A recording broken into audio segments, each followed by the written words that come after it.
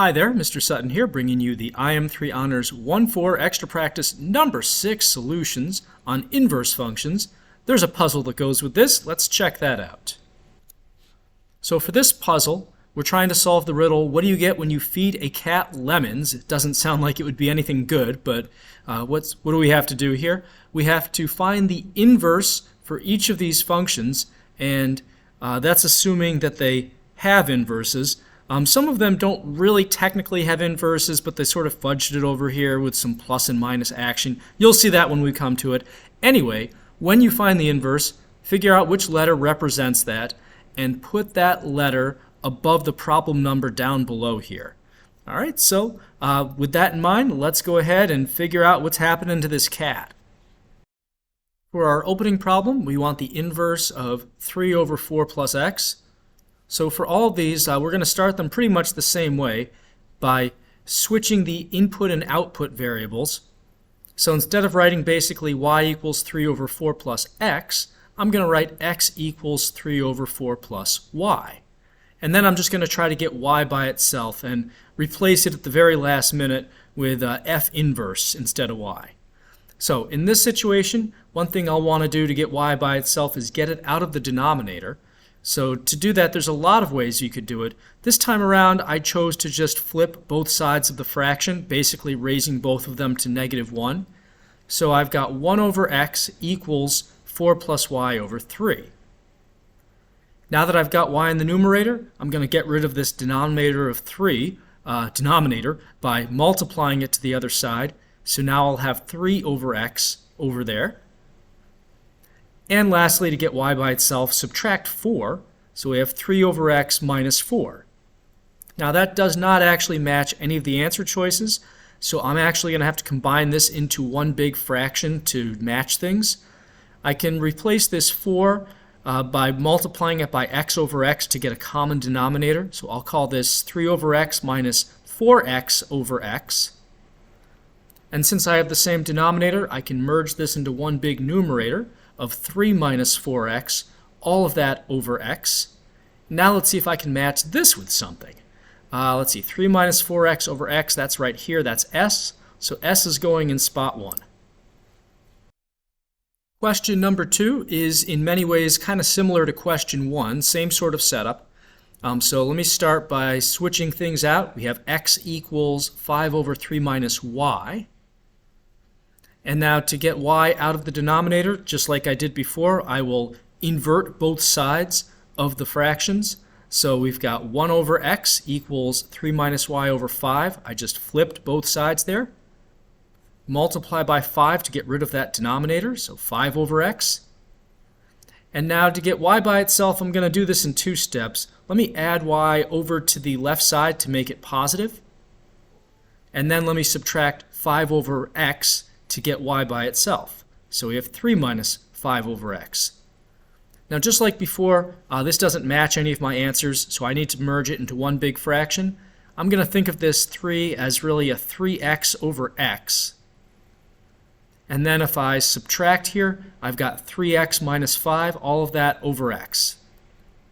And that is going to be u, so that's going in spot 2. Number 3 is a problem that kind of makes me cringe because since this has an even power, it technically would fail the horizontal line test and not have an inverse, but not an inverse is none of the answer choices. So we're going to go with the next best option and see what would the inverse of this thing look like if it were to exist. So we'll switch x and y just like we've been doing. So x equals y minus 1 quantity squared. And then to get y by itself, I have to first get rid of the square by square rooting both sides. Now here's where we can kind of get away with a little bit of mathematical sloppiness. I'm going to write plus or minus radical x over there. And that kind of takes care of this. Even though this isn't technically going to be a function anymore, it still in some way solves for y. So now let's add 1 over here. This is going to be 1 plus or minus radical x for f inverse, and that does match answer choice R. So we'll put R in spot 3. For number 4, this is kind of interesting. we have not one, but two input variables here, which means when we switch things around, we're going to end up with x equals 2y plus 1 over y. Usually there's just one of these y's floating around that we have to isolate. With two of them, that definitely makes it a little trickier. So in order to kind of get to the bottom of this, I'm going to make my life easier by actually dividing both of these numerator terms by y to split up this fraction. That gets rid of the y in the first one, so we end up with x equals just 2 for that one, plus 1 over y. And that elegantly gets us down to just a single y now that we have to solve for. So to do that, let me subtract 2 from both sides. We have x minus 2. And then I'm going to do this next one in kind of one step, even though it's really two steps. I'm going to multiply both sides by y to get it up here, and then I'm immediately going to divide by x minus 2. So I'll end up with f inverse, or y, equals 1 over x minus 2. That matches answer choice O, so let's put that in spot 4. For number 5, we're running into this issue again where we have multiple x's, so we're going to get multiple y's when we swap things out. But let's do that. We have x equals 3y plus 4 over 2y minus 3 to start with here. Now, in the last problem, I was able to just divide everything by the denominator and conveniently get rid of one of the y's with that method. That's not going to work here. So my next approach is I'm going to multiply this 2y minus 3 over to the other side.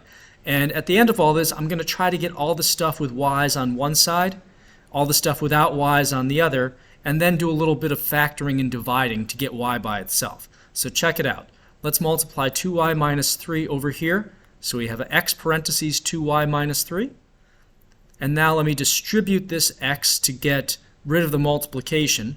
So we have 2xy minus 3x equals all that stuff over there, 3y plus 4.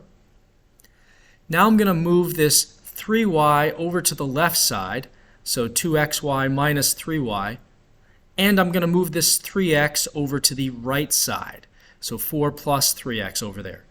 Basically, I wanted to get all the stuff with y's on a single side so that I could then factor the y out of that entire side. So if I do that, take a y out from everything, that gives me a 2x and a minus 3. And I still have all this stuff over there. That hasn't changed. Now to get y by itself, all I have to do is divide by 2x minus 3. So we end up then with f inverse equals 4 plus 3x over 2x minus 3. Does that match any of my answer choices? Well, we have a 3x plus 4 over 2x minus 3 here for this u, so that's good enough. We're going to put that in spot 5. Number 6, when you actually end up solving this thing, is kind of the same process as number 5. Eventually we need to get all the stuff with y's on one side, factor out a y, and divide. But let me walk you through this one specifically. So switching out our x's and y's, we have x equals negative 2y minus 3 over y minus 4. Now let me multiply y minus 4 over to the other side here to get it out of the fraction. And then I'll distribute my x, so xy minus 4x equals negative 2y minus 3. Now let me get all the y's on one side. So I've got xy staying on the left. I'll add this 2y to get it over to the left with the xy. And this negative 4x, I'm actually going to subtract that over, or add that over to the right side. So I'll end up with a 4x minus 3 over there. Next, let me take a y out of my left side. So that's going to be x plus 2 equals 4x minus 3. And then divide by x plus 2. So we have f inverse equals 4x minus 3 over x plus 2. And that matches not A, that's pretty close, but we have the wrong sign there. It matches choice S, so very close there. That was kind of mean of them, but we'll put an S in spot 6. For number 7, this is actually a relief after those last few fraction problems. So let's switch x and y here. So x equals 3 times the cube root of y. Now to get y by itself, let me first get rid of this 3 by dividing. So we have x over 3. And then to get rid of the cube root, I just have to cube both sides. So we have f inverse equals, let me just immediately cube stuff. So x cubed over 27. And then that's going to match up with answer choice S. So spot 7 is an S.